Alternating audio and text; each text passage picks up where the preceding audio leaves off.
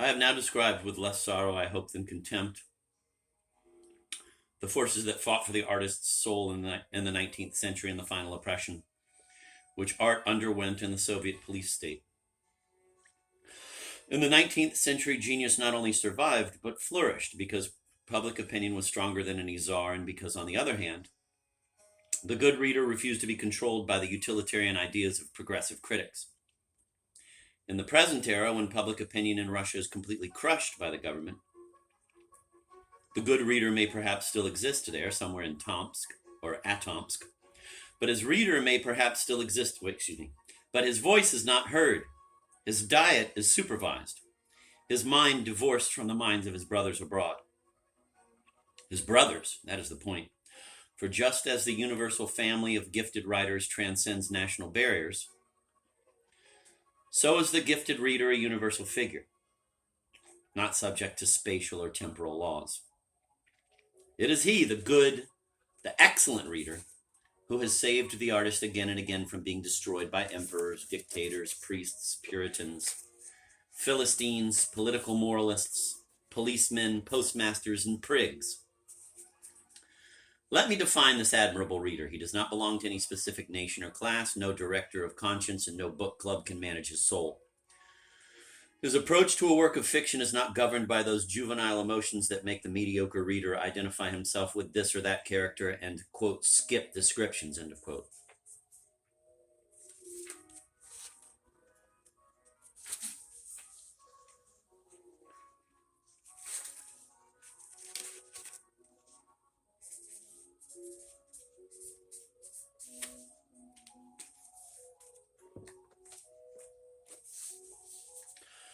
The good, the admirable reader identifies himself not with the boy or the girl in the book, but with the mind that conceived and composed that book. The admirable reader does not seek information about Russia in a Russian novel, for he knows that the Russia of Tolstoy or Chekhov is not the average Russia of history, but a specific world imagined and created by individual genius. The admirable reader is not concerned with general ideas, he is interested in the particular vision. He likes the novel not because it helps him to get along with the group, to use a diabolical progressive school cliche. He likes the novel because he imbibes and understands every detail of the text, enjoys what the author meant to be enjoyed, beams inwardly and all over, is thrilled by the magic imageries of the master forger. Artist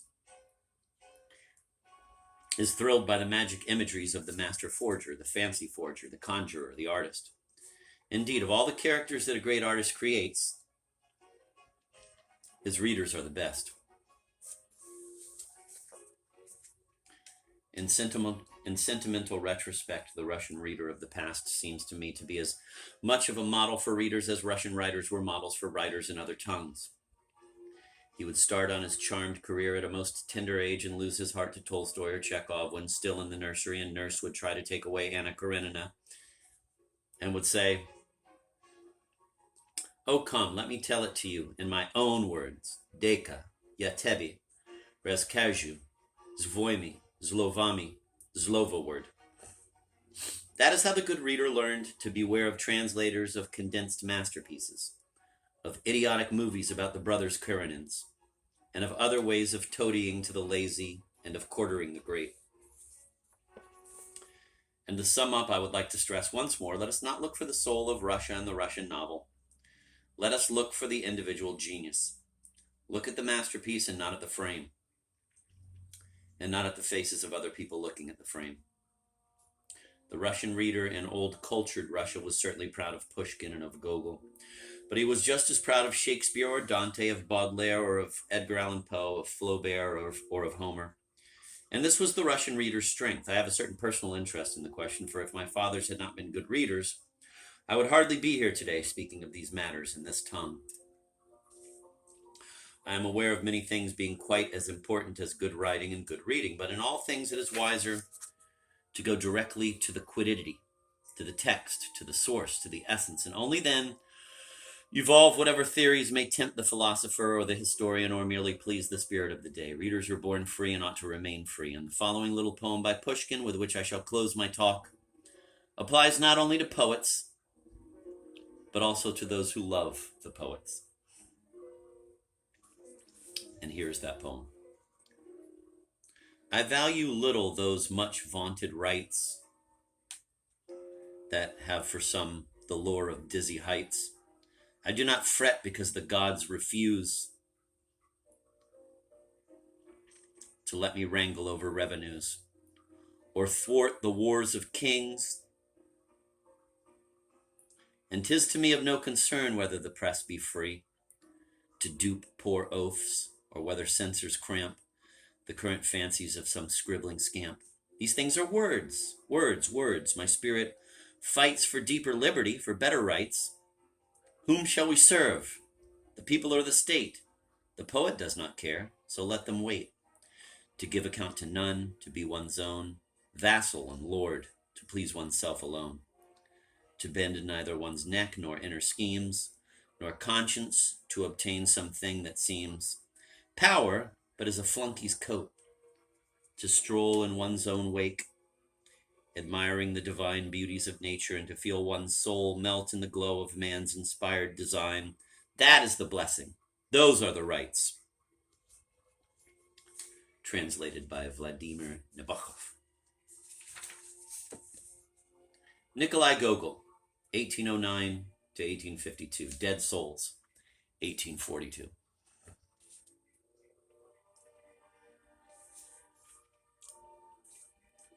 Socially minded Russian critics saw in Dead Souls and in the government inspector a condemnation of the social Pashlust emanating from serf-owning bureaucratic provincial Russia, and thus missed the true point. Gogol's heroes merely happen to be Russian squires and officials. Their imagined surroundings and social conditions are perfectly unimportant factors. Just as Monsieur Homos might be a businessman in Chicago, or Mrs. Bloom, the wife of the schoolmaster in Vishny Volochyok. Moreover, their surroundings and conditions, whatever they might have been in real life, underwent such a thorough permutation and reconstruction in the laboratory of Gogol's peculiar genius that, as has been observed already in connection with the government inspector, it is as useless to look in Dead Souls for an authentic Russian background as it would be to try and form a conception of Denmark on the basis of that little affair in cloudy Elsinore. And if you want facts, then let us inquire what experience had Gogol of provincial Russia. 8 hours in a Podolsk inn, a week in Kursk, the rest he had seen from the window of his traveling carriage.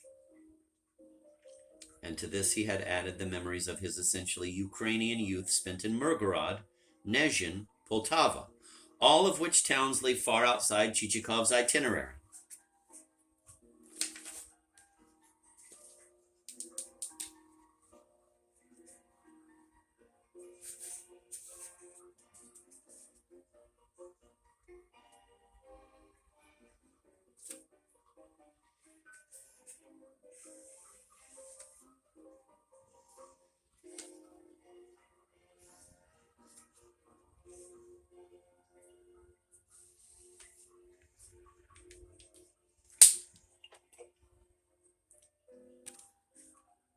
What seems true, however, is that Dead Souls provides an attentive reader with a collection of bloated dead souls belonging to Pajliaki, males, and Pajliachki, females, described with that Gogolian gusto and wealth of weird detail which lift the whole thing to the level of a tremendous epic poem. And poem is in fact the subtle subtitle appended by Gogol to Dead Souls. There is something sleek and plump about Pashlust, and this gloss, these smooth curves, attracted the artist in Gogol. The immense, spherical Pajliak, singular of the word. Pavel Chichikov eating the fig at the bottom of the milk which he drinks to mellow his throat, or dancing in his nightgown in the middle of the room while things on shelves rock in response to his Lacedaemonian jig, ending in his ecstatically hitting his chubby behind, his real face, with the pink heel of his bare foot, thus propelling himself into the true paradise of Dead Souls. These are visions which transcend the lesser varieties of Pashlust, discernible in humdrum provincial surroundings or in the petty iniquities of petty officials. But a Pajliak, even of Chichikov's colossal dimensions, inevitably has somewhere in him a hole, a chink through which you see the worm, the little shriveled fool that lies all huddled up in the depth of the posh-lust painted vacuum. There was something faintly silly from the very start about that idea of buying up dead souls, souls of serfs who had died since the last census and for whom their owners continued to pay the poll tax, thus endowing them with a kind of abstract existence which, however, was quite concretely felt by the squire's pocket and could be just as, quote, concretely, end of quote, exploited by Chichikov, the buyer of such phantasma. This faint but rather sickening silliness was for a certain time concealed by the maze of complex machinations.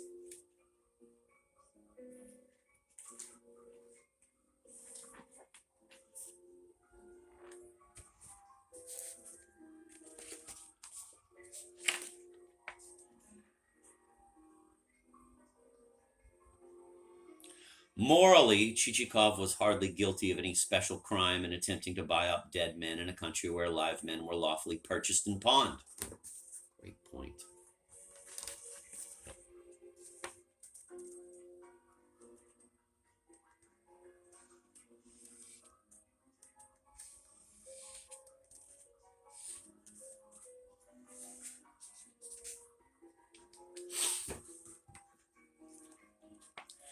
If I paint my face with homemade Prussian blue instead of applying the Prussian blue which is sold by the state and cannot be manufactured by private persons, my crime will be hardly worth a passing smile, and no writer will make of it a Prussian tragedy. But if I have surrounded the whole business with a good deal of mystery and flaunted a cleverness that presupposed most intricate difficulties in perpetrating a crime of that kind, and if owning to my letting a garrulous neighbor peep at my pots of home-brewn paint, I get arrested and am roughly handled by men with authentic blue faces, then the laugh for what it is worth is on me. In spite of Chichikov's fundamental irreality in a fundamentally unreal world, the fool in him is apparent because from the very start he commits blunder upon blunder. It was silly to try to buy dead souls from an old woman who was afraid of ghosts. It was an incredible lapse of acumen to suggest such a queer street deal to the braggart and bully Nozdrov. I repeat, however, for the benefit of those who like books to provide them with, quote, real people, end of quote, and, quote, real crime, end of quote, and a, quote, message, end of quote, that horror of horrors borrowed from the jargon of quack reformers, that dead souls will get them nowhere. Chichikov's guilt being a purely conventional matter, his destiny can hardly provoke any emotional reaction on our part. This is an additional reason why the view taken by Russian readers and critics who saw in Dead Souls a matter-of-fact description of existing conditions seems so utterly and ludicrously wrong. But when the legendary Pozhlyak, Chichikov, is considered as he ought to be, i.e. as a creature of Gogol's special brand moving in a special kind of Gogolian coil, the abstract notion of swindling in this serf-pawning business takes on strange flesh and begins to mean much more than it did when we considered it in the light of social conditions peculiar to Russia 100 years ago.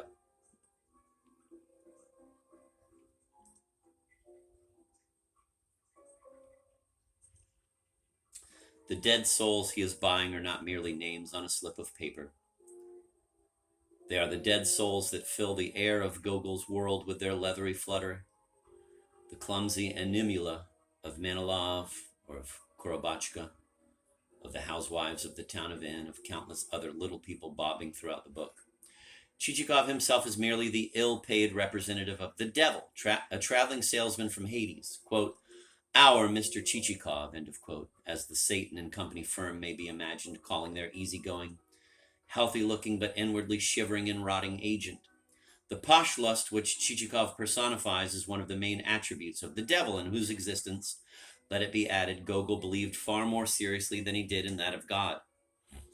The chink in Chichikov's armor, that rusty chink emitting a faint but dreadful smell, a punctured can of conserved lobster tampered with and forgotten by some meddling fool in the pantry, is the organic aperture in the devil's armor. It is the essential stupidity of a universal posh lust.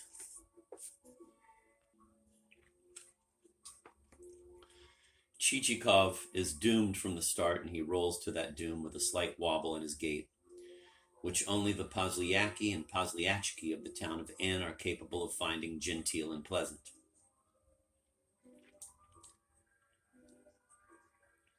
At important moments when he launches upon one of those sententious speeches with a slight break in his juicy voice, the tremolo of dear brethren,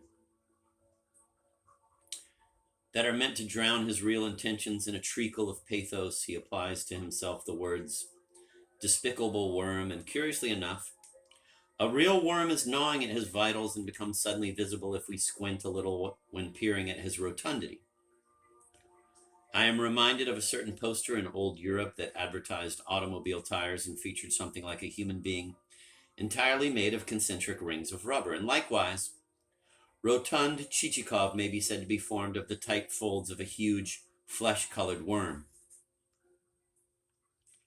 If the special gruesome character attending the main theme of the book has been conveyed, and if the different aspects of Poshlust, which I have noted at the random, have become connected in such a way as to form an artistic phenomenon, its Gogolian leitmotif being the roundness of Poshlust, then Dead Souls will cease to mimic a humorous tale or a social indictment, and henceforth may be adequately discussed.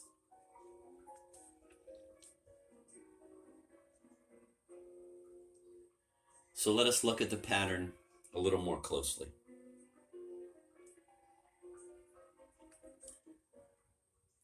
Quote, the gates of the hostelry in the governmental town of N, so the book begins, admitted a smallish, fairly elegant britska on springs, of the sort used by bachelors such as retired colonels, staff captains, country squires who own about 100 souls of peasants, in short, by all those who are dubbed gentlemen of medium quality.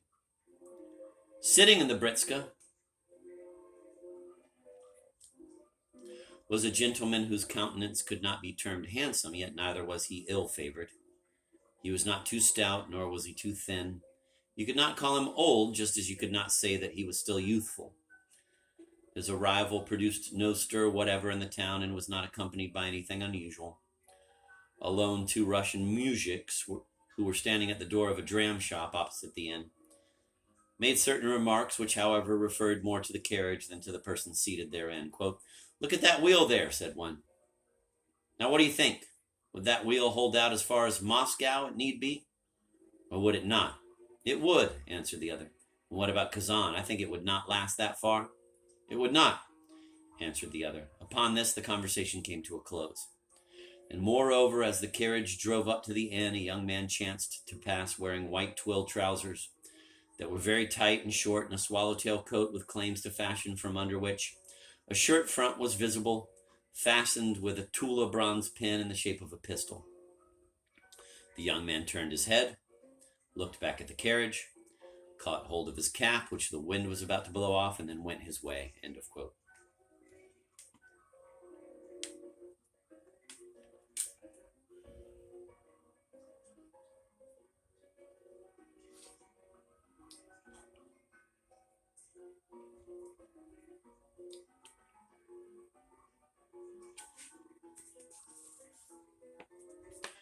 The conversation of the 2 Russian mujiks, a typical Gogolian pleonasm, is purely speculative, a point which the abominable Fisher, Unwin, and Thomas Y. Crowell translations, of course, miss. It is a kind of to be or not to be meditation in a primitive form. The speakers do not know whether the britska is going to Moscow or not, just as Hamlet did not trouble to look whether perhaps he had not mislaid his bodkin. The mujiks are not interested in the question of the precise itinerary that the britska will follow. What fascinates them is solely the ideal problem of fixing the imaginary instability of a wheel in terms of imaginary distances. And this problem is raised to the level of sublime abstraction by their not knowing the exact distance from N, an imaginary point, to Moscow, Kazan, or Timbuktu, and caring less, they impersonate the remarkable creative faculty of Russians, so beautifully disclosed by Gogol's own inspiration, of working in a void. Fancy is fertile only when it is futile. The speculation of the 2 mujiks is based on nothing tangible and leads to no material results, but philosophy and poetry are born that way. Meddlesome critics looking for a moral might conjecture that the rotundity of Chichikov is bound to come to grief, being symbolized by the rotundity of that doubtful wheel.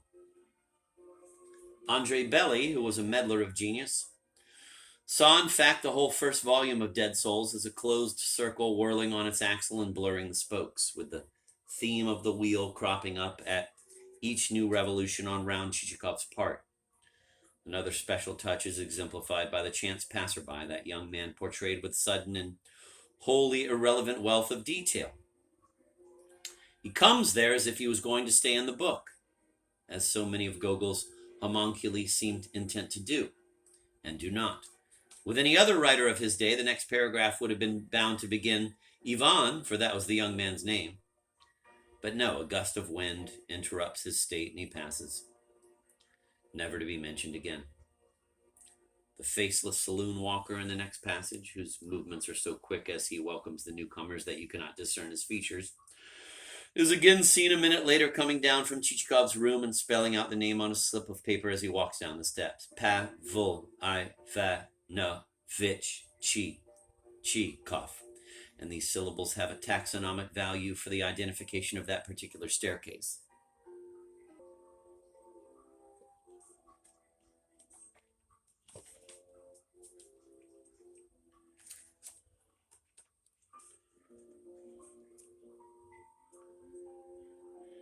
In such works by Gogol as The Government Inspector, I find pleasure in rounding up those peripheral characters that enliven the texture of its background.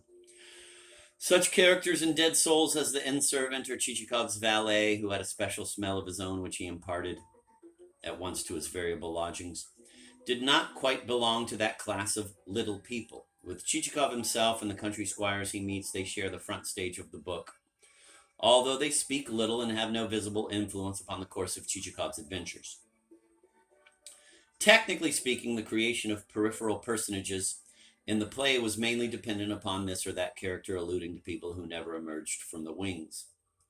In a novel, the lack of action or speech on the part of secondary characters would not have been sufficient to endow them with that kind of backstage existence, there being no footlights to stress their actual absence from the front place. Gogol, however, had another trick up his sleeve. The peripheral characters of his novel are engendered by the subordinate clauses of its various metaphors, comparisons, and lyrical outbursts. We are faced by the remarkable phenomenon of mere forms of speech directly giving rise to live creatures. This is perhaps the most typical example of how this happens. Quote, even the weather had obligingly accommodated itself to the setting. The day was neither bright nor gloomy, but of a kind of bluey-gray tint, such as found only upon the worn-out uniforms of garrison soldiers. For the rest, a peaceful class of warriors, except for their being somewhat inebriate on Sundays.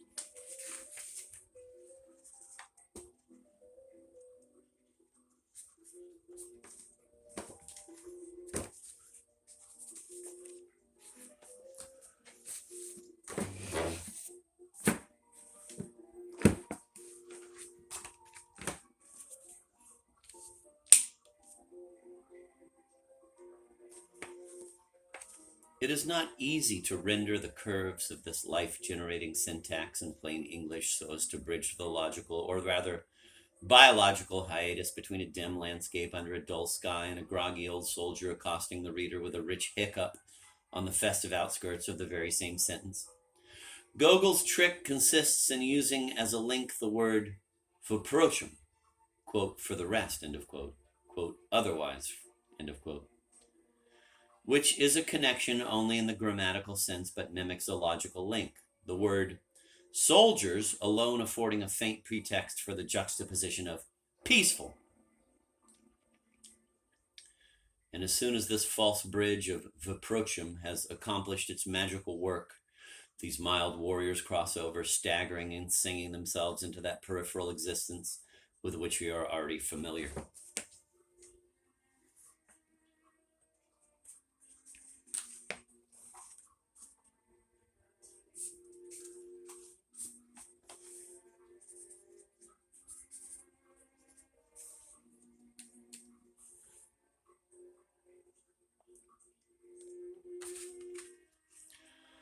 When Chichikov comes to a party at the governor's house, the chance mention of black-coated gentlemen crowding around the powdered ladies in a brilliant light leads to a fairly innocent-looking comparison with buzzing flies. In the very next instant, another life breaks through. Quote, the black tailcoats flickered and fluttered separately and in clusters, this way and that, just as flies flutter over dazzling white chunks of sugar on a hot July day when the old housekeeper, here we are, hacks and divides it into sparkling lumps in front of the open window. All the children, second generation now, look on as they gather about her, watching with curiosity the movements of her rough hands, while the airy squadrons of flies that the light air, one of those repetitions so innate in Gogol's style that years of work over every passage could not eradicate them, has raised, fly boldly in, complete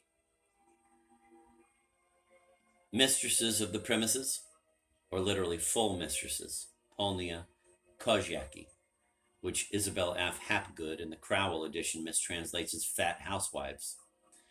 And taking advantage of the old woman's purblindness and of the sun troubling her eyes, spread all over the dainty morsels, here separately, there in dense clusters.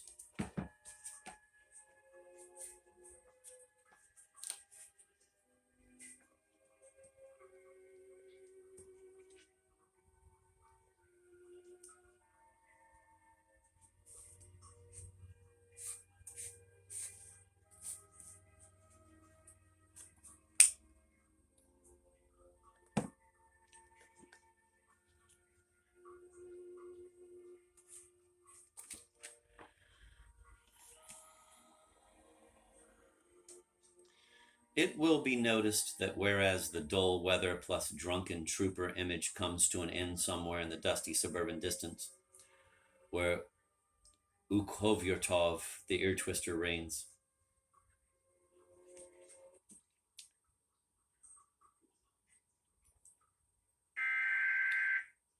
fucking seriously.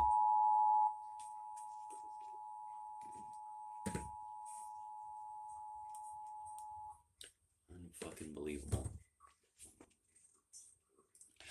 Here in the simile of the flies, which is a parody of the Homeric rambling comparison, a complete circle is described, and after his complicated and dangerous somersault, with no net spread under him as other acrobatic authors have, Gogol manages to twist back to the initial separately and in clusters. Several years ago, during a rugby game in England, I saw the wonderful Obolinski kick the ball away on the run and then, changing his mind, plunge forward and catch it back with his hands. Something of this kind of feat is performed by Nikolai Vasilievich. Needless to say that all these things, in fact whole paragraphs and pages, were left out by Mr. T. Fisher Unwin, who, to the, quote, considerable joy, end of quote, of Mr. Stephen Graham, see preface, edition of 1915, London, consented to republish Dead Souls. Incidentally, Graham thought that Dead Souls is Russia herself, and that Gogol became a rich man and could winter at Rome and Baden-Baden. The lusty barking of dogs which met Chichikov as he drove up to Madame Korobotchka's house proves equally fertile.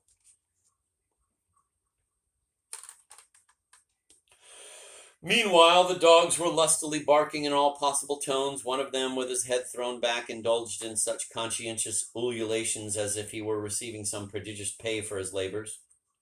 Another hammered it out cursorily, like your village sexton.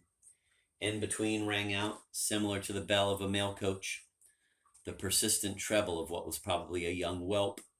And all this was capped by a basso voice belonging presumably to some old fellow endowed with a tough canine disposition, for his voice was as hoarse as that of a basso profundo in a church choir when the concerto is in full swing, with the tenors straining on tiptoe in their eagerness to produce a high note, and all the rest to throwing their heads back and striving upwards, while he alone, with his bristly chin thrust into his neckerchief, turns his knees out, sinks down almost to the ground, and issues thence that note of his which makes the window panes quake and rattle.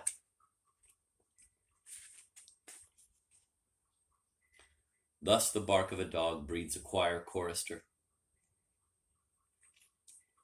In yet another passage where Pavel arrives at Sobakevitch's house, a musician is born in a more complicated way, remindful of the dull sky drunken trooper simile.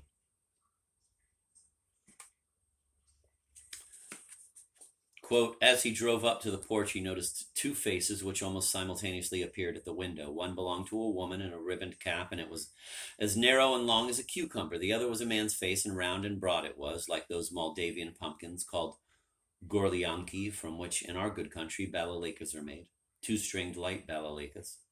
The adornment and delight of a nimble young rustic just out of his teens, the cock of his walk, and a great one at whistling through his teeth, and winking his eye at the white-bosomed and white-necked country lasses who cluster around in order to listen to the delicate twanging of his strings, end of quote.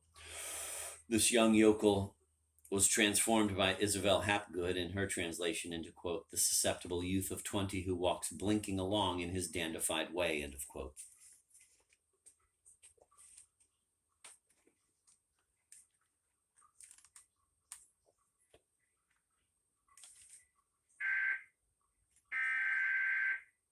Shit is still on. Wow. Son of a fucking bitch. The complicated maneuver executed by the sentence in order to have a village musician emerge from burly Sobekovitch's head consists of 3 stages. The comparison of that head to a special kind of pumpkin, the transformation of that pumpkin into a special kind of balaleka, and finally the placing of that balaleka in the hands of a young villager who forthwith stands softly playing as he sits on a log with crossed legs in brand new high boots, surrounded by sunset midgets and country girls. Especially remarkable is the fact that this lyrical digression is prompted by the appearance of what may seem to the casual reader to be the most matter-of-fact and stolid character of the book.